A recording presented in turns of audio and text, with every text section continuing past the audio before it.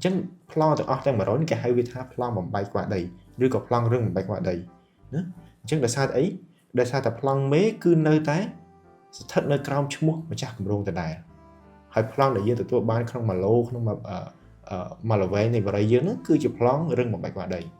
và sau chuyện số của mày một con ở khía sau xóa cùng một căn channel dịch trá đã bây giờ đang thể chạy lên vì chuyện này đang xem cái đôi chỉ bỏ miền xem mình thay tới tôi từ năngประเภท ai cả xa mình thay tới tôi từ năng bỏ miền tu tư so sa cái chạy cầu chia rồi một cò chỉ bỏ miền tới tôi từ năng tất cả ai cả xa đều trong đặc biệt tất cả các tiệm xem giống ở trong channel này dương tay từ miền cài chạy lại chỉ bật chấm một phần ai cho từ chạy mưa bạn với kia tới tôi năng video để dương bạn phọc còn lòng máu bạn lời ní giờ cho màuกัน video នេះតែម្ដងទៅអញ្ចឹង video នេះគឺខ្ញុំធ្វើឡើងក្នុងគោលបំណងចែករំលែកពីចំណេះដឹងទាក់ទងទៅនឹងឯកសារប្លង់បាទអញ្ចឹងយើងប្រកាសជាឮព័ត៌មានដឹងពីប្លង់ច្រើនអញ្ចឹងយើងមកស្វែងយល់បងប្អូនគ្នាហើយឯកសារដែលខ្ញុំសម្រង់មកនេះគឺមានប្រភពណាគឺមិនមែនជាឯកសារដែលខ្ញុំនិពន្ធនៅខ្លួនឯងទេគឺយើងដកស្រង់ដើម្បីយកមកជាការចែករំលែកអញ្ចឹងខ្ញុំសូមរក្សាសិទ្ធិនេះឲ្យទៅម្ចាស់បាទអត្ថបទខ្ញុំអាចនឹងដាក់ជាឯកសារយោងនៅក្រោម channel នៅក្រោម description នេះបាទអូខេអញ្ចឹងវីដេអូទី1នេះគឺយើងនិយាយអំពីប្លង់ថាតើប្លង់រឹងនិងប្លង់រឹងបំបែកក្បាត់អីតើមានអត្ថន័យខុសគ្នាយ៉ាងម៉េចបាទប្រកបណាស់គឺមិនដូចគ្នាទេប្លង់រឹងនិងប្លង់រឹងបំបែកក្បាត់ដីប៉ុន្តែយើងឃើញច្រើនហ្នឹងក្រោមរូបភាពដែលគេអ្នកអភិវឌ្ឍណាគេលក់បរិយគេលក់អីហ្នឹងគេតែងតែប្រើពាក្យថាប្លង់រឹងប៉ុន្តែឲ្យលម្អិតទៅគឺប្លង់រឹងបំបែកក្បាលដីអញ្ចឹងប្លង់រឹងបំបែកក្បាលដីក្នុងន័យនេះតើគេចង់សំដៅទៅអ្វីតើអត្ថន័យវាឬមួយក៏តម្លៃរបស់វាស្មើជាមួយនឹងប្លង់រឹងដែរឬអត់បាទអញ្ចឹងការបំបែកក្បាលដីដោយផ្ទេរជាការបំបែកដីជាប្លង់តូចៗឲ្យទៅអ្នកផ្សេង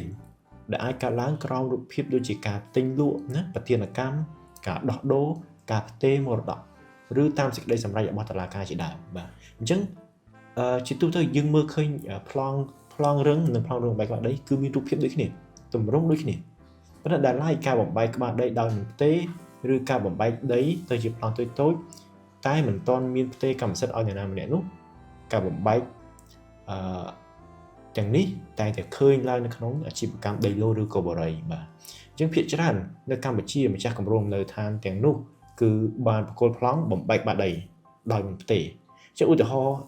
រណ៍ងាយបែបនេះអញ្ចឹងបើសិនជាម្ចាស់គម្រោងដីឡូគាត់បានបំបែកប្លង់របស់គាត់មួយហ្នឹងប្លង់មេហ្នឹងទៅជា100ប្លង់តូចដើម្បីទុកលក់អញ្ចឹងប្លង់ទាំងអស់ទាំង100នេះគេហៅវាថាប្លង់បំបែកក្បាលដីឬក៏ប្លង់រឹងបំបែកក្បាលដីណាអញ្ចឹងដោយសារអីដោយសារតែប្លង់មេគឺនៅតែស្ថិតនៅក្រោមឈ្មោះម្ចាស់គម្រោងដដែលហើយប្លង់ដែលយើងទទួលបានក្នុង1ឡូក្នុង1ល្វែងនៃបរិយាយើងហ្នឹងគឺជាប្លង់រឹងបំបែកក្បាលដីអញ្ចឹងដើម្បីឲ្យធ្វើការទិញលក់ដីផ្ទះឲ្យកាន់តែមានសុវត្ថិភាពលោកអ្នកគួរតែធ្វើការផ្ទេរកម្មសិទ្ធិម្ដងទៀតក្រោយពីទទួលបានប្លង់រឹងបំបែកក្បាលដីហ្នឹងណាពីព្រោះប្លង់រឹងបំបែកក្បាលដីជាឈ្មោះនៅក្រោមឈ្មោះរបស់ភាគីកដែលជាម្ចាស់អភិវឌ្ឍហ្នឹងយើងជាភាគីខនេះយើងគួរតែយកប្លង់រឹងបំបែកក្បាលដីទៅផ្ទេរកម្មសិទ្ធិម្ដងទៀតនៅរដ្ឋបាលស្រោយោដីដើម្បីខ្លាចកម្មសិទ្ធិករពេញសិទ្ធិនៅលើអចលនទ្រព្យនោះបាទហើយជាមួយគ្នានេះដែរយើងត្រូវទៅចែកឲ្យអស់សពគ្រប់តទៅនឹងការកាត់ប្លង់ដើម្បីកុំឲ្យមានការភ័ន្តច្រឡំដោយសារតែរូបរាងនៃប្លង់បំបែកក្បាលដីនោះនិងប្លង់រឹងបំបែកក្បាលដីប្លង់មេហើយនិងប្លង់បំបែកក្បាលដីឬមួយក៏ប្លង់រឹងបំបែកក្បាលដីនោះគឺដូចគ្នាបែបបិទណាខុសគ្នាត្រង់តែព័ត៌មាននៃកម្មសិទ្ធិករតែប៉ុណ្ណោះបាទអញ្ចឹងនេះតើតើព័ត៌មានតើតើនឹងប្លង់រឹងនិងប្លង់រឹងបំបែកក្បាលដីបាទទៅមុខទៀតយើងនឹងនិយាយគ្នាអំពីតើប្លង់រឹងប្លង់ផ្សេងទៀតតើមានអត្ថន័យយ៉ាងម៉េចបាទសូមអរគុណ